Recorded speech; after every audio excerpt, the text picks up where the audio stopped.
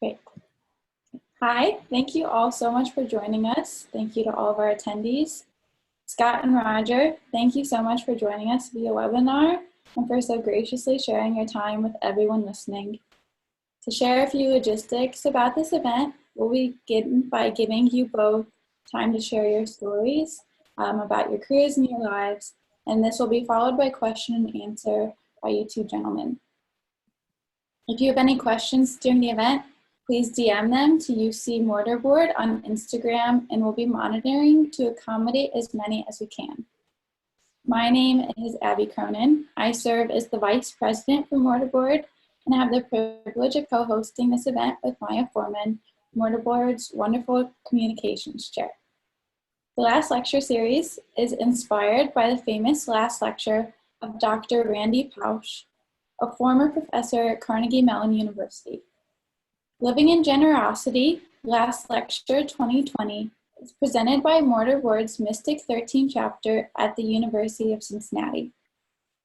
We are a group of students who strive to promote leadership, scholarship, and service on campus. In keeping with our ideals, the theme of this year's last lecture is Living in Generosity. By choosing this theme, we students hope to learn from and present examples of men who have lived their lives in service to the other. Speaking first, we have Scott. Scott Schuster joins us from the Cincinnati Museum Center, where he serves as the Vice President of Philanthropy and the President of the Cincinnati Museums Foundation. Scott has a passion for education and lifelong learning, which drew him to his role at the Cincinnati Museum Center. He is responsible for overseeing individual giving, corporate and foundation relations, and government relations. Scott is also here today as a result of several other relationships he's built within the Cincinnati community. Prior to working for the Museum Center, Scott served as the Head of Development and Alumni Engagement at the Carl H. Lindner College of Business and the University of Cincinnati Foundation. Here he helped lead and oversee the advancement and $120 million renovation of the Lindner College of Business on UC's main campus. Scott is an innovative and developmental leader. His Master of Science in Marketing, Bachelor of Business Administration and Marketing, and 2 graduate certificates in corporate marketing and organizational leadership from the University of Cincinnati make him a proud Bearcat. In 2015, Scott began teaching as an adjunct professor within the marketing department at the Lindner College of Business, and he continues in that role today. Mortar Board is proud to introduce Scott Schuster. Thank you, Abby. This kind of crazy time that we are living in, I think Roger and I were very hopeful to be able to do this on campus as all of you were, and we're excited to be able to kind of do it from our homes and hopefully get through tonight, and hopefully you guys can learn a little bit about our backgrounds and take some things from tonight. So I was going to go a little bit of a different direction than normal, and instead of just going through my background, I was going to talk through a few components and themes that I hope will kind of inspire many of you and really things that you can take in your lives and your careers. As Abby mentioned, I've spent the last 10 years working for nonprofits, both at the University of Cincinnati Foundation and Moeller High School, and then most recently joined the Cincinnati Museum Center in September of last year. And one of the questions that you normally get when people ask you about working for a nonprofit is, what got you working for a nonprofit and what made you choose the philanthropy field? And instead of answering that question in a formalized way, I'm going to talk through a few themes that in my mind kind of got me here. And many of these themes are also very similar to what you may have seen if you read Randy's book, The Last Lecture. So those 4 kind of key components that I wanted to talk through are dreams, passions, goals, and aspirations. And I'm going to lead off with dreams. And for me, I had a few dreams in the back of my mind when I graduated college. As Abby mentioned, I'm a UC grad. I graduated college at 22, and I knew that I wanted to be successful, but I didn't really have any key metrics or different things in the back of my mind of what success really meant to me. And, the second piece was I really just wanted to be a good husband and a father. I had been dating my now wife since I was a sophomore in college. And Part two came pretty quickly for me and my wife. We got married at 23. We had our daughter at 24, my son at 28, and we are going to be celebrating our 10-year anniversary here in January. And that part of my dream came quick. That first part, or that first kind of question about, wanting to be successful, I felt like I was a little bit of a late bloomer as related to really understanding and knowing what I wanted in life and what I wanted to do for a career. I came to the business school thinking that I want to go into marketing, but I really didn't even know what marketing really was for me and what jobs were potentially in my future. And I started at the UC Foundation out of college, and it was a great opportunity for me to not only go back and get a master's degree, but really kind of hone my craft in understanding what I wanted to do. For me, I felt like it clicked when I started my master's, and that wasn't until I think I was 23 at the time. And at that time, I was sitting in one of my classes, and I'm going to kind of tell a little bit of a story here.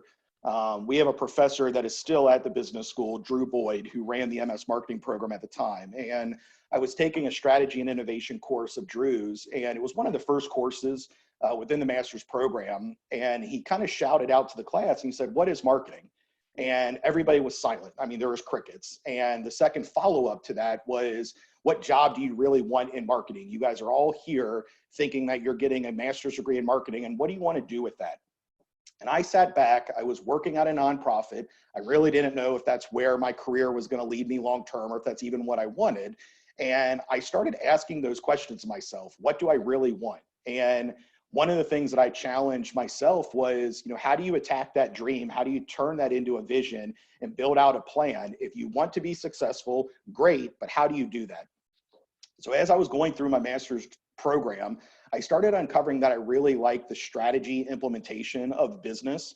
And I was potentially going to go two ways with that. I was thinking maybe go for a for-profit company and work on the strategy side of an organization, or continue sticking with nonprofit work. And that's going to lead me into kind of my next focus, which is passion. I found early on that I really loved working for an organization that had an education-focused mission, impact-driven mission, really an area that I could grow my own knowledge, but I can make an impact on the school or community that I serve. So philanthropy for me was such an easy connection because that was at the core of really what I wanted. Early on, I was working at the UC Foundation, and I was traveling the country meeting with alumni. And so my first role in nonprofit was essentially traveling to Florida, Arizona, California, and then Cleveland. So I was kind of all over the country, and I got to engage with UC alumni and hopefully be able to get them to give back to the university and invest in people. And I was taught this early on, and it still really holds true, not only in my career, but anyone who goes into a for-profit company, it's the same kind of mindset. But for me, somebody who works in the nonprofit industry, you as a leader, you are the donor's mind and voice. And what I mean by that is, I would travel out to California and I would meet with an alum for the first time. And they would tell me about their career and their time at UC, but they may not have been back to Cincinnati for 20, 30 years. And so you are taking the university to them, or in my role now at the Museum Center, I am taking the Museum Center to them.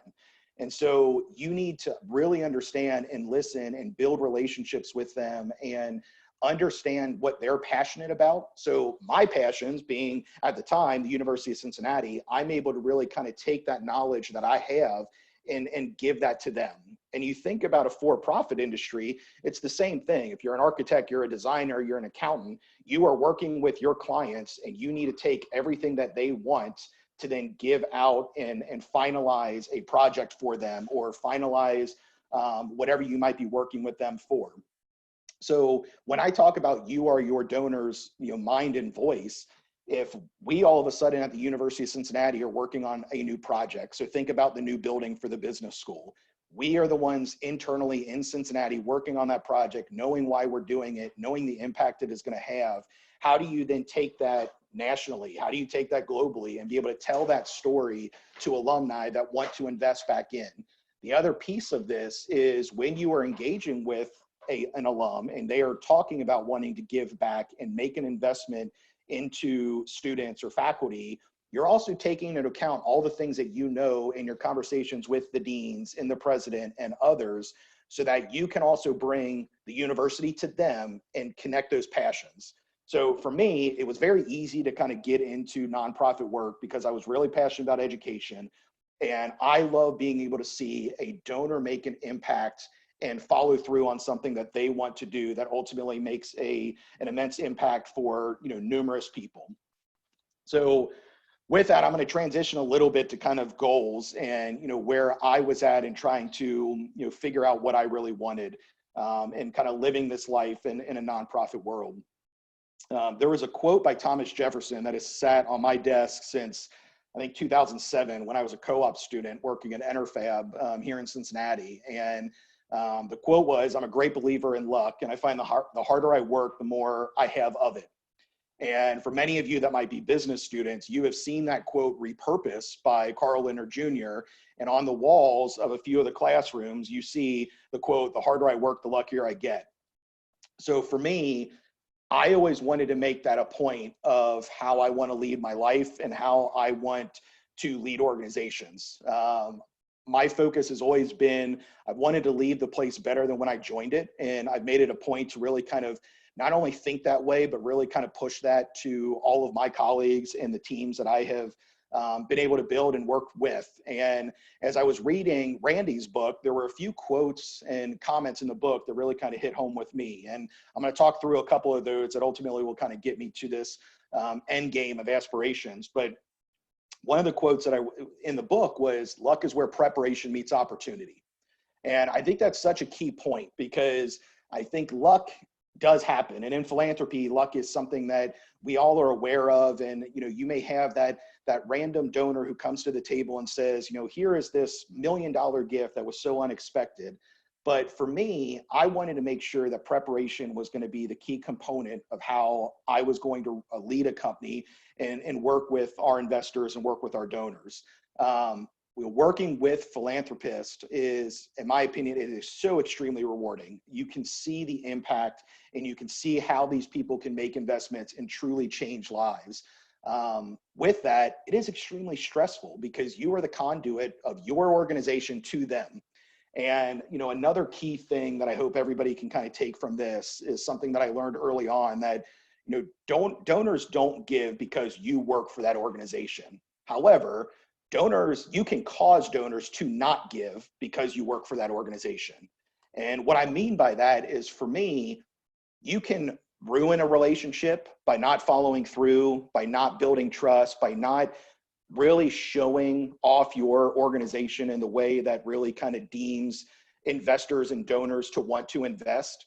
For me, it was always about, you know, being humble, building trust, being genuine, fostering friendships. Like, those are the key components, in my opinion, of what it means to kind of live that life of generosity and work with donors and work for a nonprofit, because you really are impacting so many and impacting the community. So those were kind of some key things that I tried to learn early on about working with donors and really, from a university standpoint, working with alumni. The second piece that I wanted to kind of hit on from the book was another quote that I had read. A lot of people want a shortcut, and I find the best shortcut is the long way, which is basically 2 words: work hard. And you'll kind of see some key themes there. Those 3 or 4 quotes that I just kind of rattled off are all about working hard and being prepared and having a vision. And so for me, as I was able to set goals, I wanted to make sure that I was following through on what it means to set a goal, and what do I want out of this? What do I want my teams to understand through this? What do I want my organization to think about when they think of me as an individual and the work that I put into their organization? So I hope out of those, you know, few things, you know, take that to heart about how you can lead an organization. And it doesn't have to be a nonprofit, or it doesn't have to be something that is philanthropic based, but, you know, you are that person who can really make that impact in your life. So getting kind of to that final piece around aspirations, I got asked this recently, and it kind of made me think, and, you know, kind of make me take a little bit of a step back. A few years ago, if you would have asked me, you know, where I was at in my career and what I wanted, I would have told you that I was in my dream job. I absolutely love the Lindner College of Business. I love the UC Foundation. I had a phenomenal team. I had a phenomenal leadership team. Was able to really kind of build trust and build rapport with our alumni and donors. As a business alum myself, there was a connectivity and a trust and honestly just a sheer understanding of what I felt I knew our alumni wanted from the organization and from the school. And I really wasn't thinking about leaving UC or leaving the business school. At the back of my mind, I wanted to work for an organization that was impact driven, as I mentioned, and I wanted to be in an organization that was education focused. And as everybody knows, that's exactly what the University of Cincinnati is about. One thing I felt like I was missing a little bit, but it wasn't something that was at the forefront of my mind at the time, was having a little bit more of kind of this community focused and regional impact. I was very involved in the UC community. I was very involved in all the things that really go on campus, but I didn't feel like I was making as big of an impact as what I really wanted to, you know, both in this community, but really in the Midwest region. So last year, about July of last year, I had an opportunity to engage with the Cincinnati Museum Center and learn a little bit more about what they were planning to do in the future. And I got to know their CEO, Elizabeth Pierce, very well, and a few of their board members. And it made me start to think about, you know, what are my aspirations? Working in nonprofit work is extremely rewarding. It's extremely tough at times, but it is also one where there are tremendous opportunities to move around and work for different organizations and really take those organizations to next levels. And, you know, at that point in time in my career, I felt like I did that at every stop. I was able to do that at UC early on. I went over to Moeller High School and was able to do that at Moeller. And then I came back to UC. And I was really battling with this of, is this the right move for me? Do I really want to leave UC, which I know like the back of my hand and have so much trust in what we were doing. And I really just started to ask questions and really get to know what the Museum Center was trying to do. And I think for me, it was a focus on being able to have that regional wide impact, you know, raising funds for an organization that for many years had found success, but we're looking to kind of take that next step to the next tier, and understanding kind of how, for me as a Cincinnatian, you know, growing up, going to the Museum Center so often and, you know, understanding what that meant for me and being able to take my kids there, it was just something that it was really kind of the right fit at the right time. And, you know, as I mentioned, I was still kind of battling with that decision. And, you know, you think about kind of regrets in life. And for me in the nonprofit industry, you know, my biggest regret is not finalizing specific work that didn't get completed, unfinished projects. And I think you'll always think about what could have been, or what could have been taking an organization to the next level and all of those things. So to me, that was what I was really kind of battling with and struggling with as I was thinking about leaving UC and going over to the Museum Center. And just like organizations have board of trustees and teams, I highly suggest every one of you to have your own personal board of trustees. I have, you know, great family, I have great friends, I have great former colleagues or current colleagues who I get to run things by, and I get to kind of rattle off ideas. And as I was really kind of battling with, you know, what is my next move? Is it staying here? Is it going to another organization? I ran some of these ideas by some of those people. And, you know, two individuals I was going to reference, you know, through this, Dave Phillips, who's the co-founder of Cincinnati Works here in Cincinnati.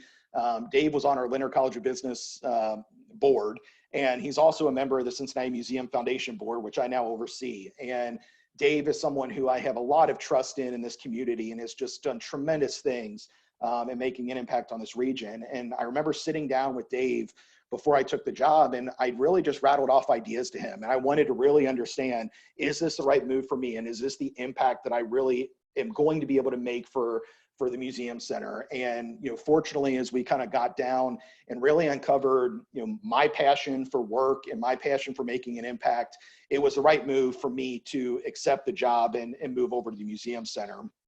The other individual I wanted to reference, John Gehring, who started the Gehring Center for Family Business at Lindner, is another individual that is highly involved with the Museum Center and is a former CM Foundation trustee. And someone who I just have a lot of respect and trust in. And being able to talk to John and really kind of think about, I was able to make an impact at UC. I was able to see the success in our donors investing in scholarships and investing in our faculty and building this beautiful building on campus. I did not think my work was done. I did not think my work was completed, but it did give me a little bit of trust in myself that I was making the right move at the right time. So aspirationally, at the back of my mind, I thought I wanted to run a nonprofit at some point in time. I honestly thought that was going to be 10 or 15 years down the road. As I was still kind of battling with this decision, I had a good friend of mine who I also consider to be kind of on my board of trustees, if you want to call it that, had sent me a note, and she knew that I was really kind of battling with this decision. And she sent me a quote, and it was, "The pain of failing will always be less than the pain of flinching." And for me, it was the right quote at the right time in my life to know that I can take a risk. I can go over to the museum center. I can kind of restart and build a team and build that passion behind this new organization and know that I'm doing the right thing and making the right decision. So I hope that kind of ties in those four key themes that I wanted to talk to you guys a little bit about. And I hope that a little bit articulates a little bit more about me and kind of how I've been able to really take kind of my nonprofit career and turn it into something that I know I want to be in this industry forever. And I love being able to really work with donors and organizations that are looking to make an impact. And I think I've seen that even more so during this kind of trying time with COVID-19, where we have so many organizations and donors and people that are really just out there trying to make a difference. And it's been amazing for me to be a Cincinnati and see the impact of what everybody is really trying to do and getting through this time.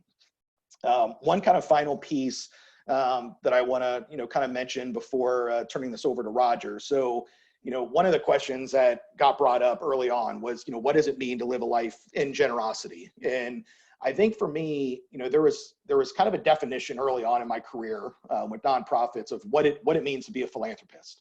And I'm just going to throw out a definition real quick here. And a philanthropist is a person who donates time, money, experience, skills, or talent to help create a better world. Anyone could be a philanthropist, regardless of status or net worth. And I want to kind of go back to that. Anyone could be a philanthropist. I have a lot of students where, I'm fortunate to be able to teach at the business school still. And I have a lot of students that ask me, what does it mean to be a philanthropist? And I don't have money and I can't give back. And, it might be cliche to say because you hear it a lot in the nonprofit industry, but there is so much truth to what it means to give your time, talent, and treasure. And, it's one thing to be able to say, I'm giving, large amounts of money to organizations that can ultimately impact so many lives. But, thinking about your time, the older I get, the more I realize how valuable time is. And when you have leaders who step up and give their time to organizations or give their time to students to, hopefully get them to affect change and kind of go out and affect other leaders, to me, that's what a philanthropist is. And that's what philanthropy is all about. You talk about talents. I go back to my conversation early on with Drew Boyd. Drew was someone who has been a mentor for me for many years, and a former Johnson & Johnson employee who just did tremendous work in the for-profit industry and is now a consultant and continues to teach at the business school. And what I have seen in Drew is someone who is very passionate and wants to take the time and effort into affecting change with our youth and with our college students to then affect change in the world. For me, Drew and I just had a strategy session last week, and he didn't need to take the time. He has a business. He is a full-time professor. I know he's extremely busy, but just shooting him that quick text, "Hey, Drew, I'm a little bit lost on some things related to this time in the museum center. Can I run some things by you?" And immediately he picks up the phone. "Let's hop on a Skype session. Let's have a conversation." And so you think about that time, talent, and treasure. Drew is giving his time. He's giving his talent. Yes, he gives his treasures in other ways, and that wasn't anything that I was expecting from him related to this. But to me, Drew is the epitome of a philanthropist because he is someone who is going to take the time and effort to affect change in other people. So to kind of give you guys this kind of final wrapping it up before we pass it over to Roger, I think really think about in your lives and your careers, it's one thing to be successful in your job and you need to put, so much time and effort into that. But there are so many additional things that you can do as an individual that are going to affect change in your community. And I think that is the key to what being a philanthropist is all about, and living a life in a philanthropic way, because it is something that you can always look at. I can step up and make a change in my community. I can step up and help out that student who might be struggling with this, or helping out this organization that maybe doesn't need money, but needs a little bit of my knowledge and my time. So that's what I hope you get a little bit out of this. I'm very much looking forward to be able to answering some of these questions that Abby and Maya have put together. And Abby, I'll pass it back over to you and pass it over to Roger. Thank you so much, Scott. I love the story you shared about how you became connected to the Cincinnati Museum Center and about your connections with Professor Boyd. To all of our listeners, please continue to submit questions you have to our Instagram account at UC Mortarboard, or in the Mortarboard group me. We have a couple that already came in, which is awesome. Thank you again. And I would now like to introduce our second speaker, who, like Scott, is a model man of generosity. Roger Grein was born in Cincinnati and began his life with a diagnosis of cerebral palsy. Cerebral palsy is a disability that makes walking and talking difficult and sometimes very unlikely. Regardless, Roger's parents encouraged his growth in his entrepreneurial spirit. Throughout his young years, Roger saved up money for various projects, eventually saving enough to buy a lawnmower so that he could cut the lawns of those around the neighborhood. Starting his career, Roger attended the University of Cincinnati, where he graduated with a degree in finance and later his MBA. After trial and error at a corporate job, Roger returned to cutting grass, which led to his completing tax returns for some of his usual clients. In 1970, Roger opened his own tax and accounting business. He would go on to become the tax commissioner for 3 local municipalities. Roger's agenda now is to give back to the community that has supported him. In 2008, in accordance with this initiative, Roger founded a nonprofit called Magnified Giving to engage and educate the next generation of philanthropists. Magnified Giving partners with local middle and high schools to teach students about philanthropy, connecting them with local nonprofits and allowing them to grant funds to the organization of their choice. Roger is proof of how a community can lift a life from the lowest of expectations to the highest in achievement. He is a testimony of faith and persistence, and his mission to make a difference in the lives of others will live through his legacy of the next generation of philanthropists. Mortarboard is thrilled to welcome Roger Grein. Thank you, Maya. Scott, an awesome job. It's going to be hard to follow, but I'd like to share a little bit about my story with you tonight. And we all have surprises in our life. And I'd just like to share a couple of surprises with you. The first surprise is they're writing a book about my life. And I call that a surprise because the last time I read a book, I was in high school, college at UC. So I wasn't a book reader. So that was never on my bucket list. But what happened a few years ago, different people said you should write a book. So that caused me to look at my life's journey. Is there something in my life that would be encouraging to other people? And 2 things surfaced. One was sports and one was work. And so when I thought about sports, I grew up in a small town called Laughlin, Ohio. It's just a little bit north of UC. It takes me about 20 minutes to get to the college. And it was a village, so it's a really small town. So when I was growing up, I played in the neighborhood with all the kids my age. We all knew each other. And the first organized sports team I tried out for was a junior high basketball team. And everybody made the teams except Roger. You know what Roger did? Roger cried. I think it's a natural desire to be loved and accepted and hear all your buddies as part of the team. So it's the first time in your life that you're separated. So a few days after the tryouts, the coach of the team was a school teacher. And God bless school teachers, because maybe they picked up on that feeling. He asked me if I want to be the manager of the water boy. And I said, sure, now I belong with all my friends. So through junior high and high school at Laughlin, I did all the sports, football, basketball, baseball. In fact, a few years ago, they put a new turf field on this football field stadium at Laughlin. And they named it after me. It says Brian Field. And then I went on to college, and I went to the University of Cincinnati. And one time on summer break, I was watching our church team play softball. And it was high school girls. The team was so poor that after one of the games, the coach got mad and quit. And one of the players came up to me and he asked, would I help out? And I became the real coach and the real manager. And the team improved. It eventually became a select team, a traveling team. And so we had players from all over the tri-state area play on the team. And I did that for almost 35, 40 years of my life. And we played 80 to 100 games a year. We traveled throughout the world. We won the city, state, national world champs. We played in Russia, Moscow, Hawaii, all over. And a little church team that couldn't win a softball game became national champs, the world champs. And most of the kids got college scholarships because of their ability, because they played on the team.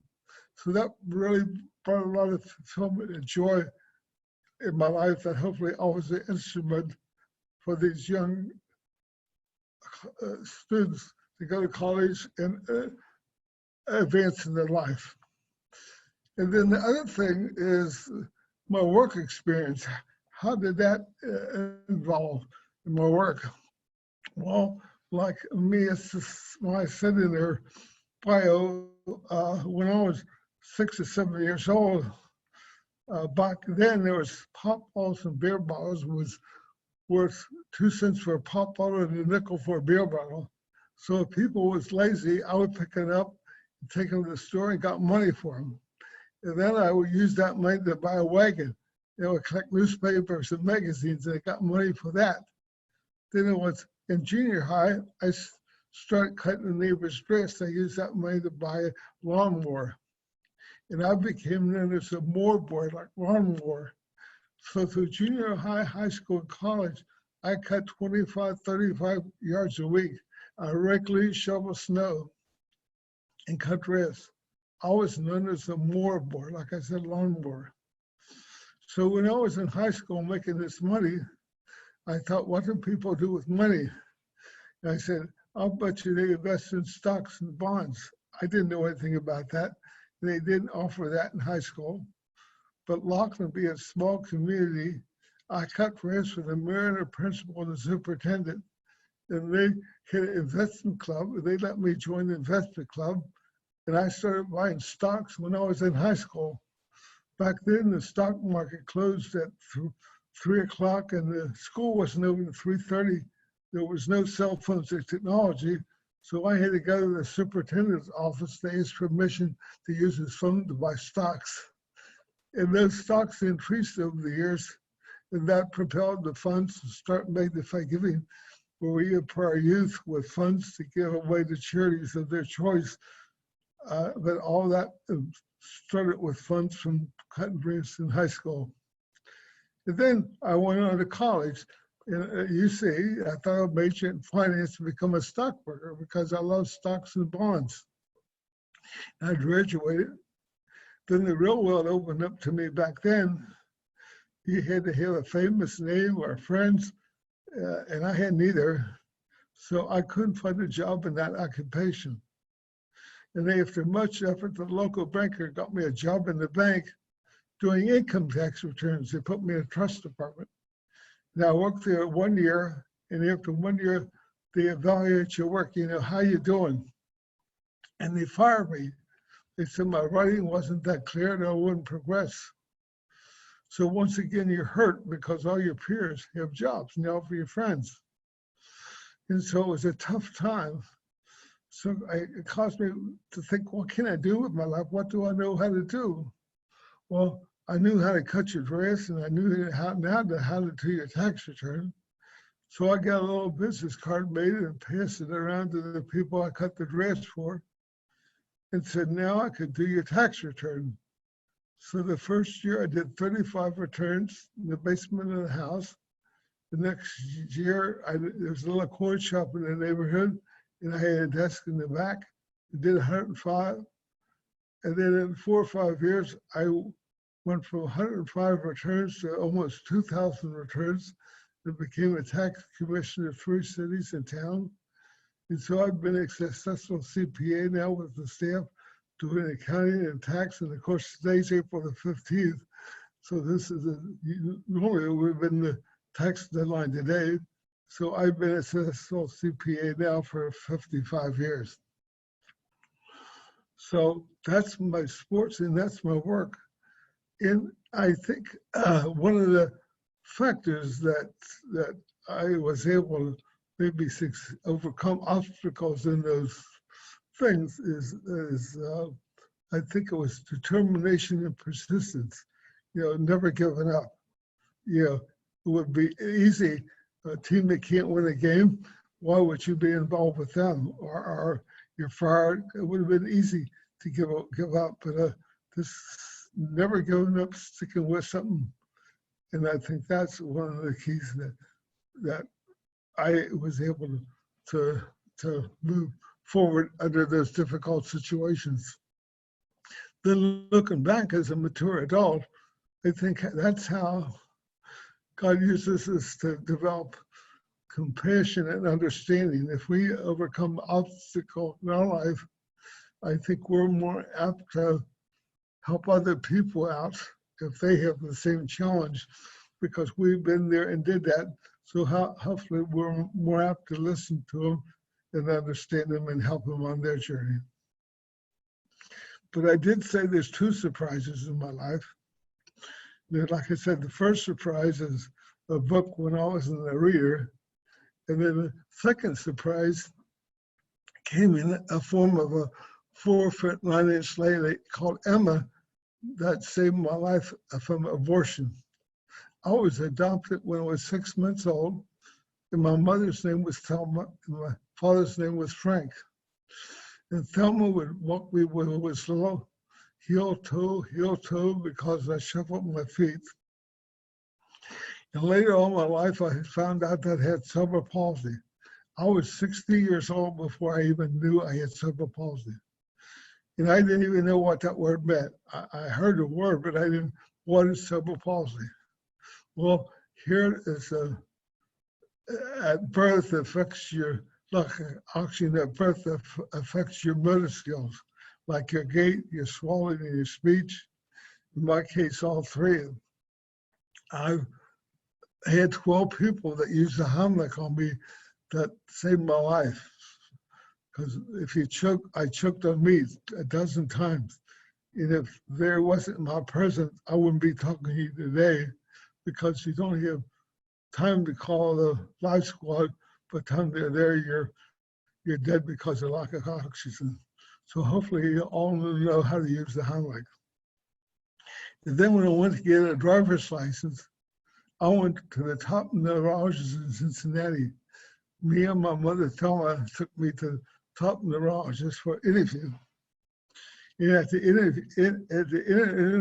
of the interview, he said, Roger's mind is like a light bulb, and it's got all these wires corded to it, and his may short before somebody else's.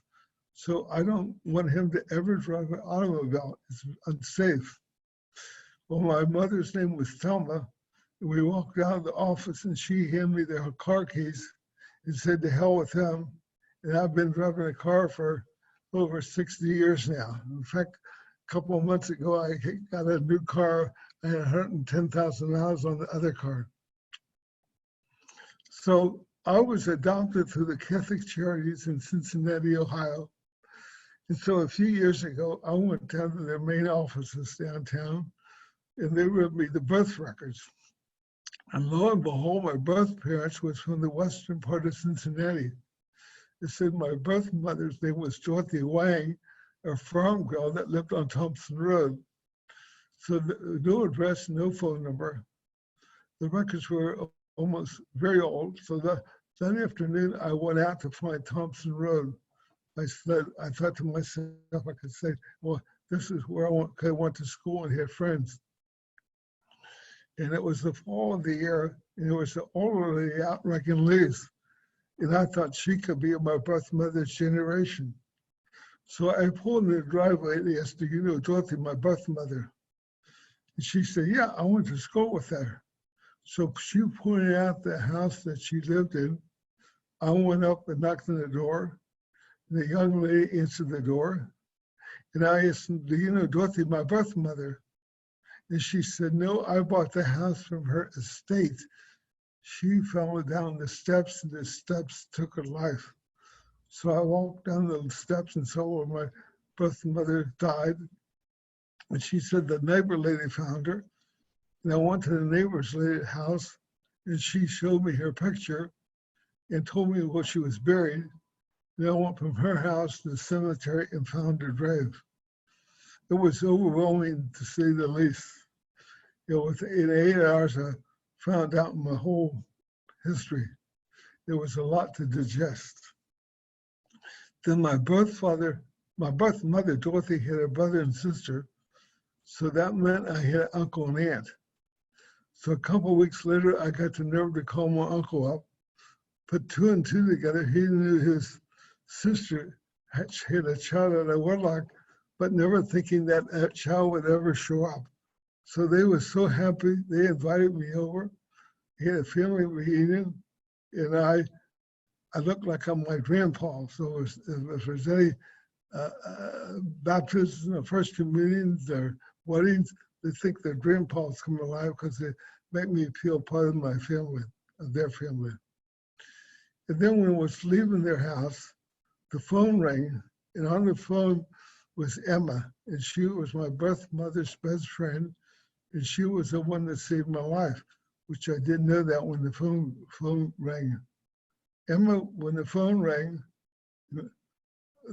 was 90 years old, calling from the house trailer in New Mexico, and she hadn't been back to Cincinnati in over 10 years. What do you think the chances of that happening? They put me on the phone with Emma, and then Emma tells me the whole story.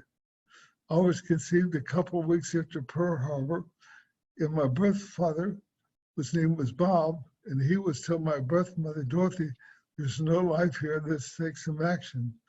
So they agreed to meet at Emma's house, who's telling me the story. So Emma's there, Bob, my birth father's coming up the steps.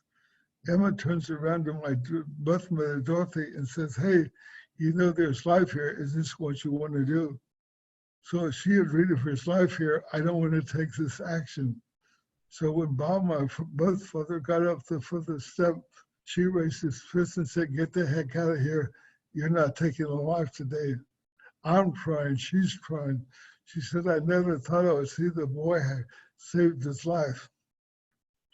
So the next day, she kept this to herself for all these years. Then the next day, I called the airline, and I've been out to see Emma 5 or 6 times. Then the final chapter, there has to be a birth father. So a few years ago, I tracked him down in South Bend, Indiana. I went up cold turkey unannounced and knocked on the front door. And I was accepted. He had been married 60 years, 60 to the same lady. They had no children. They said they prayed for me all my life. They didn't know it was a burr or gal until I knocked on the door. So I bought part and enjoyed the life. So when I look back on my story, what messages does God put in my heart? Well, I think the main message is we all make differences in people's life through ordinary events of our life, that this being the person who we are. In my case, look at Emma. She said 5 words, I'm here today. Look at the 12 people that used to have luck on me, I'm here today. Look at the school teacher that asked me if I wanted to be the manager in the water bowl, got me involved with youth. And when I was in junior high, I've been working with youth either through sports or Made-to-Fight Giving for all my life. So I appreciate it here tonight for giving me a chance to share some of my story and my journey with youth, and wish the best on your journey in your life. Thank you very much, Roger. Okay. Thank you. Awesome. Thank you so much, Roger. After hearing from both of our guests, we're going to transition to a few questions for our speakers. One of the questions that I have first for you both is, what are some misconceptions people have about philanthropy or what it means to work in the philanthropy and nonprofit world? I think one of the things that I hear with working with students are when they hear the word philanthropist, they think of all they think is, well, that has to be somebody that with a lot of wealth, a lot of money, and that's not me. You know, where it's like Scott said, it's your time, talent, and treasure. He's worked that so excellent. You're a philanthropist at any age because we all have those gifts, time, talent, and treasure. So in my mind, when that's one of the misconceptions is it's related to wealth and money. Yeah, I would concur with Roger. I think the big thing that people always think about when you talk about a philanthropist is, first and foremost, philanthropic donations and monetary donations. And, those things are what really run the organizations. And that's where you can see a lot of those big impacts. But what are all the other things that really go into it? One of the misconceptions I think I dealt with a little bit at UC was, it is different than a business. At the same time, nonprofits need to function as a business. They need to function in a way that, not only they can be successful and pay bills and do all those things, but I used to have a lot of my friends were like, you have the best job in the world. You get to travel the country and engage with UC alumni and go to football games or basketball games. And I don't think people realize how much nonprofits really are similar to a for-profit company and a business, where there are so many things that you are thinking about on a regular basis to run your company. And I think I've learned that even more so at the Museum Center now, being on the leadership team there, that, especially during this time, I mean, there are so many unknowns and you have to think about all the things to make this impact. And you can't just go away, and you can't, when we're closed, there are consequences of that. So I think that's the biggest thing that I've noticed even more so now, that, nonprofits are phenomenal careers that have just the same amount of stresses and issues as what you would face in a for-profit company. Yeah, thank you. I'm kind of the same vein, Scott. We have a question that came in while you were speaking. And one of our students said, I'm really inspired by your story. You do a lot of what I hope to do after graduation. What advice do you have for someone who is trying to enter the nonprofit sector? Yeah, so I was fortunate to enter at UC. And I think for me, UC was a phenomenal training ground to really understand, a large scale nonprofit. I think at the time, back in 2010, we had 160 or 170 employees and we're, raising $100 million a year. And so you had this training ground of understanding what it really meant to run a nonprofit. At the same time, I was in an entry-level job and I was in a role where I needed to be able to learn and find mentors and really uncover, what it is about, what is it going to take to be a successful person working in the nonprofit sector. And so I was fortunate to start at an organization that provided me that training ground. I would say for me, what I have found success in my career is understanding kind of the A to Z of fundraising. And so it's one thing to be able to pinpoint yourself and say, I only want to do annual fund work, or I only want to work with major gift donors, or I only want to be in analytics. I try to take a piece of all of that. So as a business student at UC, that was what was ingrained in me. That's what our professors really were pushing on, is understanding business, kind of the early part of it to taking it to, more of a sophisticated approach. So my biggest piece of advice is, if you get into a nonprofit job, make sure that you're learning from your colleagues and learning from people that are a little bit more senior and have that experience. I've had tremendous mentors. I still have tremendous mentors to this day that have really helped guide me to be in the position that I'm in now in leading an organization. And I think the number one thing that I could really kind of, state is, I'm not going to have all the answers. And I don't think anybody always has all the answers. So be a little bit vulnerable and be a little bit humble to understand it's a team approach. And, you need to kind of have that core group of people that can really help and guide you, and you'll make the right decisions, and you'll make some mistakes, but you'll be able to get through them and, be able to be guided in that way. Awesome. Thank you. A question? I could add to that. In other words, usually nonprofits have openings for interns and volunteers, and maybe you could get a little feet wet by just being an intern or a volunteer at a nonprofit and see what they do and see if your patient lies there too. Definitely. Roger, a question that came in specifically for you was, how does having a diagnosis that has impacted the way that others treat you affected the way that you treat other people? Well, since I went 60 years without even knowing I had cerebral palsy, I don't think it really affected me that much because my parents, my mother, they just treated me like a normal human being. I was very blessed to have learned parents. I mean, she mainlined me. I took tap dancing, played the accordion, tried out for the sports teams.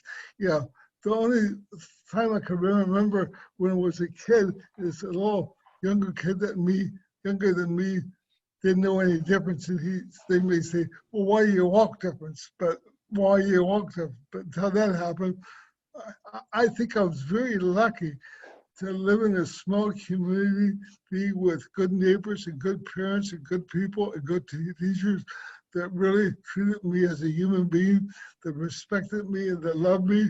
Maybe that's some of the,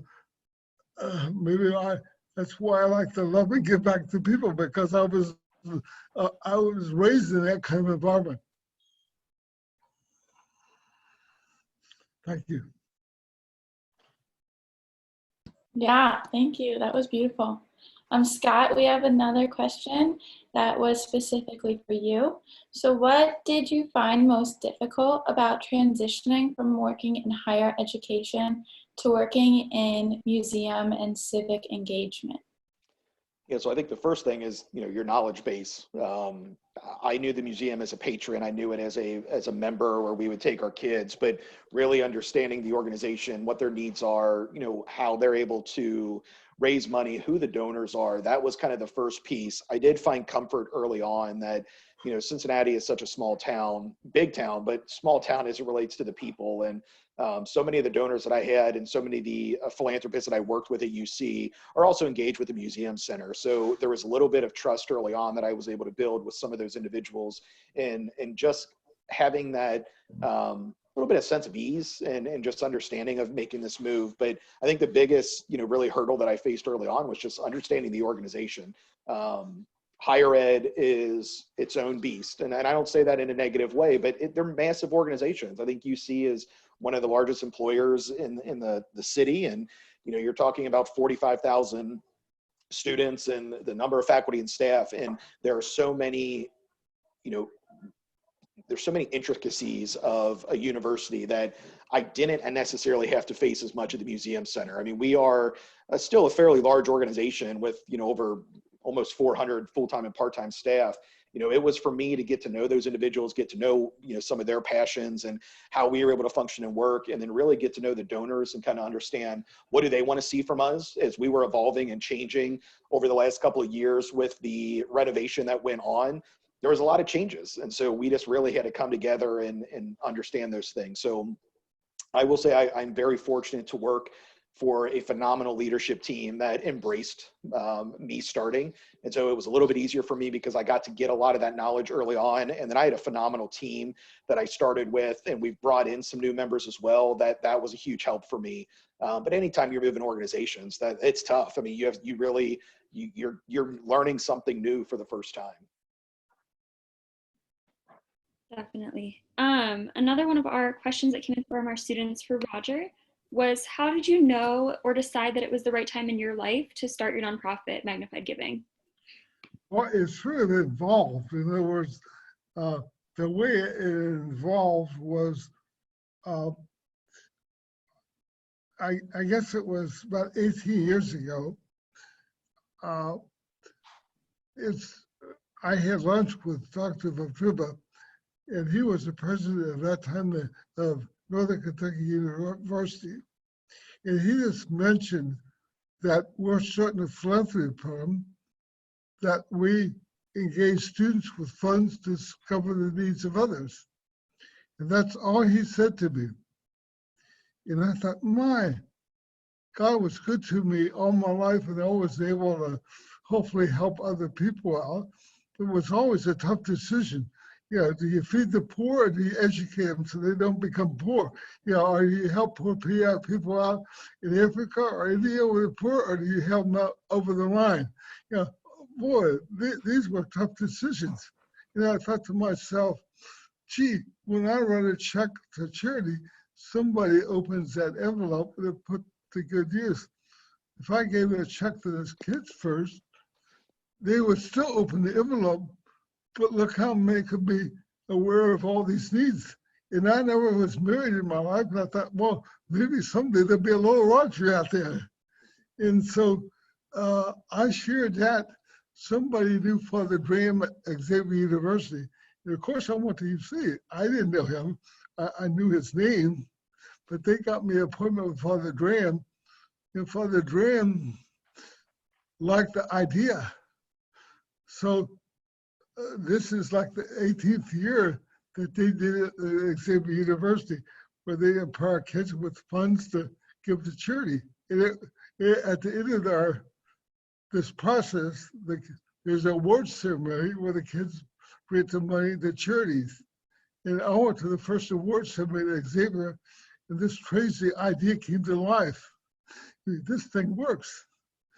And then on my own, I took it to 16 colleges. It was working. And then I thought, can this work with high school kids? And so 2008, I started with your high school. My Notre Dame in Reading, and then because your father, he knew 8 or 9 other schools in town. So I look like a pretty good person, doesn't it? I can support all these things. That was all coming from me. But here's another lesson that you could learn tonight, is because I used my wrist cutting money to buy stocks, but I was invested in bank stocks because I worked at the bank and I thought bank stocks were safe and sound. And that was worth $7 million. And that was 2008. So I felt very comfortable helping out all these causes. I live simply. I lived in Laughlin in a $60,000 house. So I didn't live like that over my means. So that's bad. But this was all earmarked to other people, what I thought. Well, in 2008, because I was not diversified, that $7 million within a few months became worth $65,000.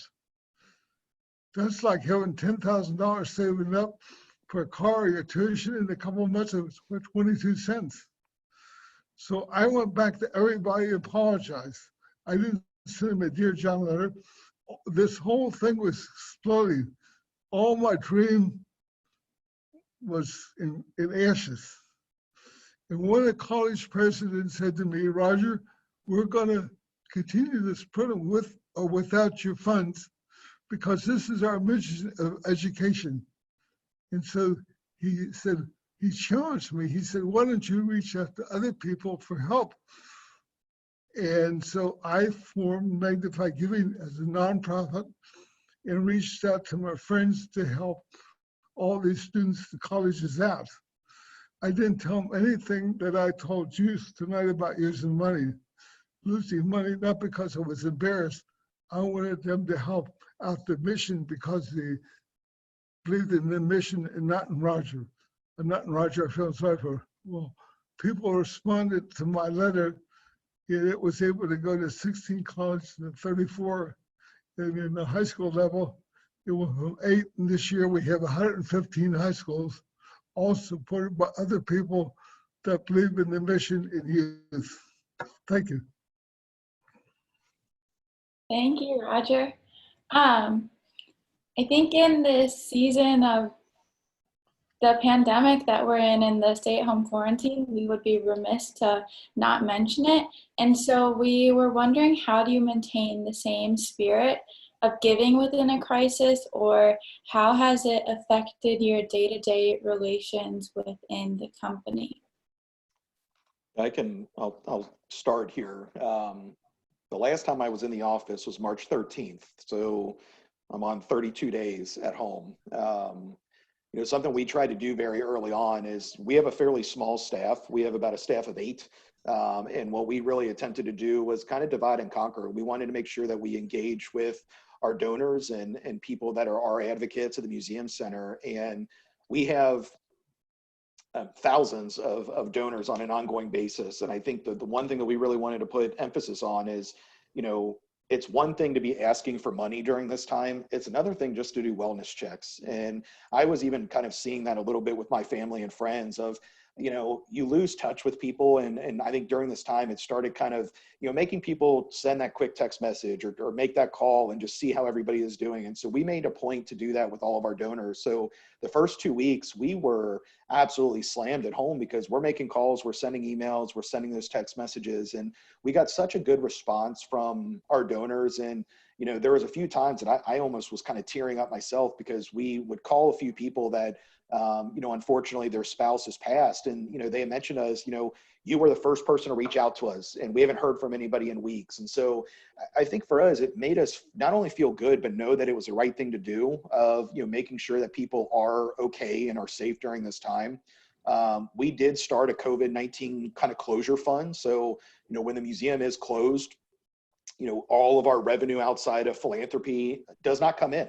So we don't have ticket sales going on. We don't have membership sales going on right now. So for us, we lose about $1 million to $2 million a month in that regard. So we started a fund and we've raised, I think, $160,000 in the last 3 weeks to help cover some of those costs that we will be losing out on. So our donors and our advocates, I think, have really stepped up and said, the Museum Center is important. The work that you guys do is important. You are, an asset to this community and this region, and we want to make sure that we are supporting you during this time. So, I have certain strategies that I might have been utilizing, but at the end of the day, it's kind of just going back and being a person first, and really just making sure that you are able to kind of, check on people and make sure that they're doing well. And philanthropy will come. Philanthropy is something that, it goes up and down with, different kind of changes in the market and changes in life. And this is one of those times where I think you're seeing a lot of people that are caring for the organizations that they support and making sure that they can support during this time. Scott, I agree with you 100%, because that's what I've been doing and the staff been doing is reaching out for people. Yeah, sometimes I spend 2 minutes with them, sometimes I spend a half hour with them on the phone. And like I said, not asking for money, but how you doing, how you handling, what's your cares and concerns. So you're right on the dot. So I'm glad there's other people like you, Scott, that it reads people first and it's their well-being. So as far as our organization, like you, we have 4 full-time employees. So they all work, we're scheduled from home, and we have a conference call, Zoom, a couple of times a week. And then we're still able to keep up with our schools with all this technology.